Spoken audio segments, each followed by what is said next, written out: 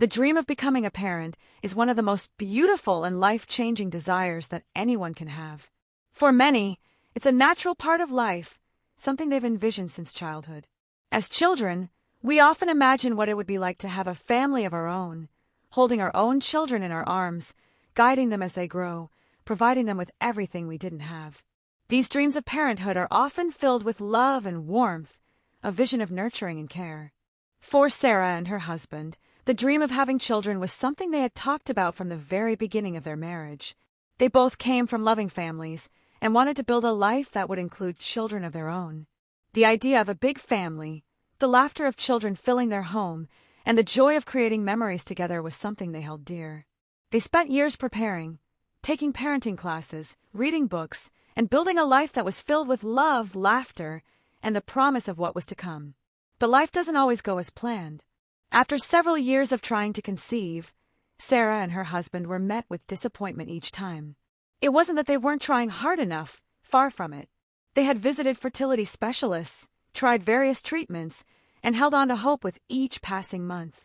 But as the years went by, the dream of having a child of their own began to feel like a distant memory, slipping further and further away. At first, they thought the issue was just bad luck, something that could be fixed with the right treatment or the right timing. But with each passing year, the feeling of loss and disappointment became harder to ignore. The emotional toll of failed pregnancy tests and constant reminders of what they longed for began to weigh heavily on them. It was during one of these difficult moments that Sarah suggested they look into adoption. She had always been open to the idea, even before they started trying to have children. She had known friends who had adopted, and they all spoke so highly of the process. They talked about how rewarding it was to bring a child into their home, how it brought a new purpose and joy to their lives. It seemed like a natural next step in their journey. Her husband, though initially hesitant, agreed. The thought of giving a child a chance at a better life, of providing a home filled with love and stability, was something that resonated with him. He had always been the practical one in the relationship, but when Sarah brought up the idea of adoption, he saw it as an opportunity to give back and to start the family they had always dreamed of. They knew that adoption might not be easy, but it was something they could handle together. They began the process by researching different adoption agencies, reading about the laws and regulations, and talking to other couples who had adopted. Sarah spent countless hours online, searching for the right organization that would be a good match for them. They had heard stories of people adopting from orphanages, giving children in need a chance at a brighter future. It was this idea that sparked something in Sarah, a vision of a child who would fill the empty space in their hearts. The process wasn't easy, and they knew it would be a long road ahead. There were forms to fill out, interviews to attend, background checks, and home visits. Each step felt like a milestone, one step closer to realizing their dream of parenthood. But the excitement of that possibility kept them going, even when they felt exhausted by the amount of work ahead of them. They both kept their eyes on the end goal, a child who would be their son or daughter, someone they could love and care for. As the weeks turned into months, they received updates from the adoption agency, each email or phone call a glimmer of hope. They were told that they would be matched with a child soon, that there were several children waiting for families. The anticipation grew, and Sarah could barely contain her excitement as she imagined the child that would soon be a part of their family. She thought about what their lives would be like, those first moments of meeting their child, holding them in their arms, and knowing that this child would become their forever. The dream was becoming a reality, and with every step, Sarah and her husband grew more and more hopeful. They had finally found a way to create the family they had always wanted. This was their chance to give a child the love they had always longed to share. But little did they know that the road ahead was far more complicated than they could have ever imagined. The hope they held would soon be tested in ways they could never foresee. Adoption had seemed like the perfect solution to their longing for a child, but the reality of the process was more layered and complex than they had ever realized. The initial excitement and joy of adoption would soon be replaced by doubts and questions they hadn't prepared for. As much as they wanted to build a family, the challenges ahead would make them question the system they had placed so much trust in. The dream of parenthood was still alive, but as they would soon learn, it would take far more than love and hope to make it a reality. Sarah and her husband had come so far. After months of paperwork, interviews, and background checks, they were finally ready to meet the child who would become a part of their family. The adoption agency had matched them with a beautiful girl from an orphanage just outside the city, a young child in need of love, warmth, and care. The pictures they received were full of hope. Her eyes sparkled in the photos, and they could already feel their hearts connect with her. They had been told that this was a straightforward adoption, a process that would be completed soon, and they couldn't wait to bring their daughter home. On the day of the meeting, they arrived at the orphanage with anticipation, eager to finally meet the little girl who would change their lives forever. The orphanage seemed nice at first glance. It was well kept, with bright walls and clean floors. There were children playing in the yard, and a few staff members were chatting cheerfully as they passed. It felt warm, welcoming, and safe. The staff members greeted them with smiles, guiding them toward the room where they would meet their future daughter. But there was something in the air that Sarah couldn't place, a nagging feeling, just beneath the surface, that made her question if this was as perfect as it seemed. She brushed it off, telling herself it was just nerves. They had been waiting for this moment for so long. She had dreamed of this day, the day she would meet the child who would call her Mom, and she didn't want to let anything spoil it. When the little girl walked into the room, Sarah's heart skipped a beat. She was everything Sarah had imagined. Shy but curious, her eyes wide with uncertainty, and yet there was something incredibly special about her. Her husband reached down, offering his hand to the girl, and she took it with a small smile. They spoke with her for a while, learning about her likes and dislikes, her hobbies, and her favorite games. The girl seemed sweet, well-behaved, and happy to meet them. There was an instant bond between them. But as the conversation continued, Sarah couldn't ignore the feeling that something was missing. The staff members were kind but distant, always hovering in the background, never leaving them alone with the girl for too long. It was subtle, nothing overt, but the way they kept glancing at the clock, the way they interrupted the conversation, kept Sarah on edge. Every time she tried to ask more personal questions about the girl's life before the orphanage, the staff members would offer vague responses, quickly changing the subject. At first, Sarah thought she was being overly suspicious. After all, the orphanage was supposed to be a reputable place, right? But the more time they spent there, the more Sarah began to notice the oddities. Some of the children seemed to avoid eye contact with her and her husband, as if they knew something that they didn't. One little boy, no older than 6, stared at them intently for a while before quickly looking away. Sarah tried to smile at him, but he didn't return it. There was an uncomfortable silence that followed, and for a moment, Sarah felt as though she had stepped into a place where no one spoke the truth. That night, as they left the orphanage, Sarah's mind raced with unanswered questions. She turned to her husband, her voice barely a whisper. "Do you feel like something is off?" "I don't know. I just have a bad feeling about this place." Her husband paused, then shook his head. "You're just nervous, babe. It's normal. We're doing something huge here." But everything seemed fine, didn't it? Sarah wanted to believe him. She did, but she couldn't shake the feeling. There was something in the way the staff had acted, the way they were so eager to push the girl into their arms and rush the meeting, as if they couldn't get them out of there fast enough. The following weeks were filled with a blur of paperwork, legalities, and promises of soon bringing their daughter home. But no matter how much Sarah tried to ignore the nagging feeling, it continued to grow. The questions remained unanswered, and the things she had seen that day stayed with her like a shadow she couldn't escape. She decided to visit the orphanage again, without prior notice, hoping to see the place in a different light, to look past the polished exterior.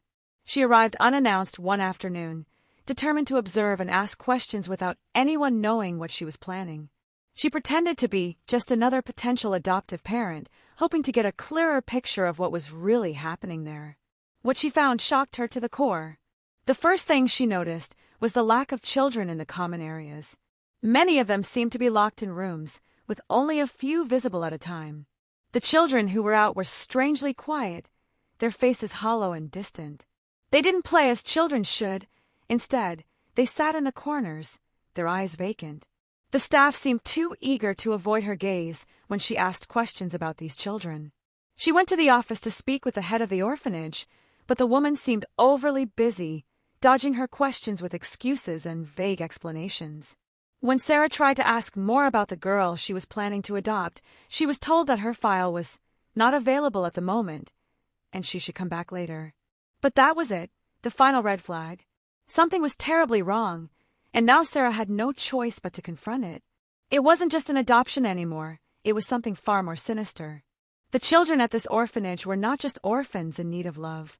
They were being sold, manipulated, taken from families without consent, made to disappear in a system designed to profit from them. Sarah was no longer just an observer. She was part of something that was deeply, disturbingly wrong.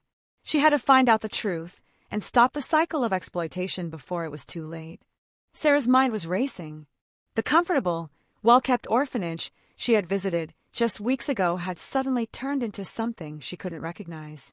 What had initially seemed like a bright future for her and her husband was now a horrifying nightmare, a nightmare she couldn't ignore. The more she uncovered, the darker the truth became. Everything that seemed so perfect about the orphanage now felt like a mask. Behind the smiles of the staff, the clean walls, and the seemingly happy children, there was a much uglier reality. And Sarah couldn't shake the guilt. How had she been so blind? How had she not seen the warning signs sooner? The first clue had been the strange unease she felt when she had visited unannounced. The children's strange silence, the way they didn't look at her directly, how they seemed to retreat into corners and avoid any kind of human interaction. The more she thought about it, the more it struck her, this was not just an orphanage. It wasn't a place of care and healing for children in need. It was a business, and the children there were not being cared for, they were commodities, being bought and sold for profit. The realization hit her like a tidal wave. The children weren't just orphans, they were being trafficked. She had spent days trying to gather information, asking questions to anyone who would listen, but the staff was always too evasive, too rehearsed in their answers. There were whispers she overheard while walking through the orphanage hallways. Another one's leaving soon. She's the next big sale. One worker had said to another, their conversation hushed, but enough for Sarah to overhear. She knew in that instant that she had stumbled upon something much more sinister than she had ever imagined. The children weren't being adopted to loving families, they were being sold. And the orphanage was the center of this operation, hiding behind the facade of charity and care. Sarah felt her stomach churn as the pieces fell into place. The orphanage had been taking children from families, some willingly, others under false pretenses. Families in desperate situations were told that their children would have better lives in the orphanage, only for those children to disappear into a system of exploitation and trafficking. She couldn't believe it. She couldn't process it. How could this be happening right under her nose? She had to act quickly. She couldn't let it continue, not without exposing the truth. Over the course of the next few days, Sarah quietly observed everything. The more she learned, the more disgusted and horrified she became. The children had been chosen, not for their potential to have a good life with loving adoptive parents, but for their ability to fetch a high price on the black market. Some children were taken from impoverished families, others were coerced or manipulated into leaving their homes. There were even stories of children being taken from overseas, brought to the orphanage under false pretenses, all to be resold to the highest bidder. Sarah was horrified. She had known, deep down, that something was wrong, but she never could have imagined how deeply rooted the corruption went. The money exchanged for these children, the lies, the empty promises, it was all a well-oiled machine, hidden behind the fake smiles of the orphanage staff. And now Sarah realized that she had been part of it all. She had been complicit in their lies. She was about to take a child into her home, and she had no idea if that child was even an orphan. Sarah didn't know who to trust. The police, the people in charge of the orphanage, they were all part of the same system. She had to get proof, hard evidence that would expose what was happening. She couldn't do it alone. She needed help. Her first move was to contact an old friend who worked as an investigative journalist.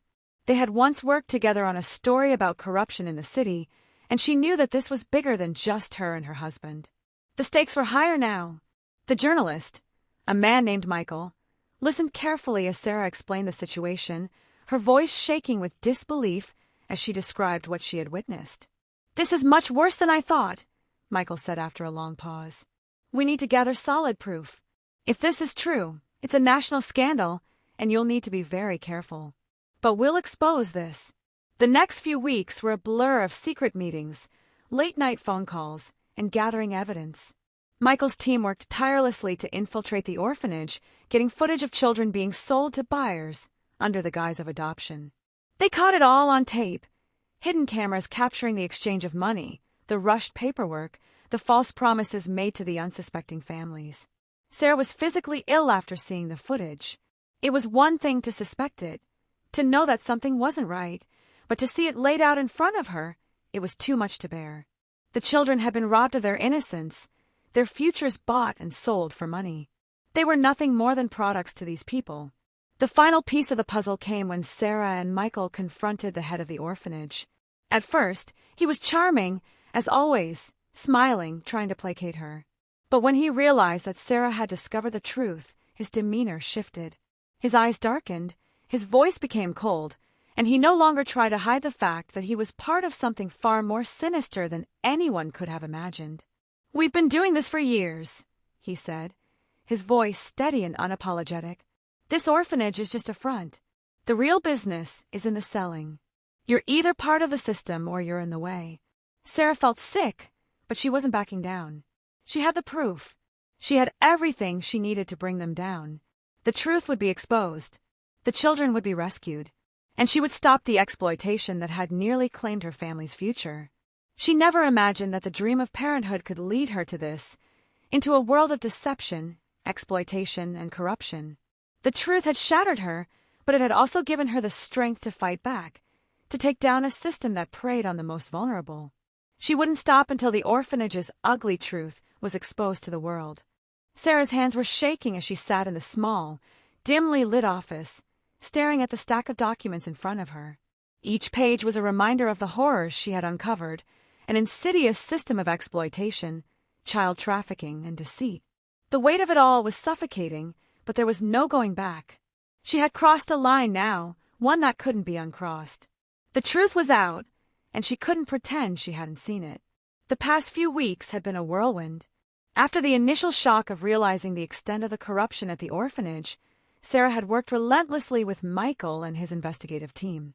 Together, they had gathered undeniable evidence of the trafficking operation. Hidden cameras, undercover footage, and testimonies from former staff members painted a clear picture of how the orphanage had been running a criminal enterprise, selling children to the highest bidder under the guise of adoption. As the final pieces of the puzzle fell into place, Sarah was left with a difficult decision. What now? The weight of knowing that she had almost been a part of this, that she had almost unknowingly adopted a trafficked child, was crushing. She had to ask herself, could she still move forward with her plans to adopt, or was this a wake-up call that would change everything? She was no longer just a hopeful, expectant mother. She was an activist, a whistleblower, a woman who had seen the ugliest side of a system she had once trusted. But the truth was more than just disturbing, it was a call to action. The orphanage wasn't the only one operating like this. The same tactics were being used in multiple institutions across the country. Sarah couldn't ignore the larger issue anymore. It wasn't just about one child or one orphanage. It was about a broken system that needed to be exposed. The phone call from Michael came just as she was sitting there, contemplating her next move. His voice was urgent, filled with a sense of determination. "Sarah, we got everything we need. We're going public with this. We can't keep this hidden anymore. The media's ready. The police are prepared to take action. We can take them down." Her stomach twisted. It wasn't about getting justice anymore. It was about ensuring that the children who had been exploited in this operation would be given the chance to live a life free of the abuse they had suffered. It was about the children still trapped in the system, the ones who hadn't been saved yet. But as Sarah sat there, the thought of moving forward with exposing everything felt like a double-edged sword. Her desire to be a mother, to give love and security to a child, was still strong. But now, she saw the process of adoption through a different lens. Could she trust the system again? Could she take that step toward motherhood when she knew how deeply flawed and corrupt it was? She had always wanted to be a mother, but she had never imagined that it would come at such a high price. The decision to become a parent, to open your home and heart to a child, was always supposed to be a beautiful, hopeful experience. But now it seemed tainted. Every adoption agency, every orphanage, every legal paper she had signed felt like a potential trap. How could she trust anyone anymore? The first thing Sarah did after hanging up the phone with Michael was to call her husband. He had been just as invested in their dream of adopting as she had, but now everything had changed. As the phone rang, Sarah tried to steady her breathing, preparing herself for the difficult conversation ahead. "Hey," her husband's voice came through the line, warm and comforting. But the moment Sarah spoke, he could hear the tension in her voice. "What's wrong?" She took a deep breath, gathering her thoughts. "I found out something terrible. The orphanage we were working with, it wasn't what it seemed. They've been selling children. It's all a scam. They've been trafficking kids under the guise of adoption." There was a long pause on the other end of the line. Her husband's voice finally broke the silence. "Are you serious? How could this happen? We were going to adopt from them, Sarah. How could we have missed all this?" Tears welled up in Sarah's eyes as she spoke. I don't know how I didn't see it. The signs were there. But I trusted them. We both did." Her husband's voice softened. "What are we going to do? This is huge. We can't just turn away from it. We need to do something." Sarah wiped away a tear and took another deep breath. "I've already contacted Michael. We're going public with this. The media's already involved. The police are going to help us take them down. We can't just sit back and ignore it." There was a long silence. "And what about us? What about the adoption?" he finally asked. She didn't know how to answer. They had spent so long dreaming about this moment, imagining what it would be like to bring a child into their home. But now, everything had been turned upside down. I don't know if we can go through with it. How can we, knowing what we now know?" Her husband was quiet for a moment before responding. "We have to do what's right. We can't let this continue. Maybe we won't adopt from there anymore, but there are other ways. There are other places. And maybe we can help make sure this doesn't happen again." Sarah nodded, feeling a sense of relief. The weight that had been sitting heavy on her chest slowly began to lift. "You're right. We can still help. We can make a difference." The decision wasn't easy, but it was the right one. Sarah had always believed that the path to parenthood was about love, hope, and building a future together. But the road she was on now was about much more than that. It was about fighting for justice, for the children who were lost in the system, for a chance to make sure that this kind of corruption was stopped. In the end, Sarah knew she had made the right choice. The system needed to change, and she would help lead that change. And one day, when the system was fixed, she could finally bring a child into her home, not as part of a corrupt system, but as a part of a real family. Her family,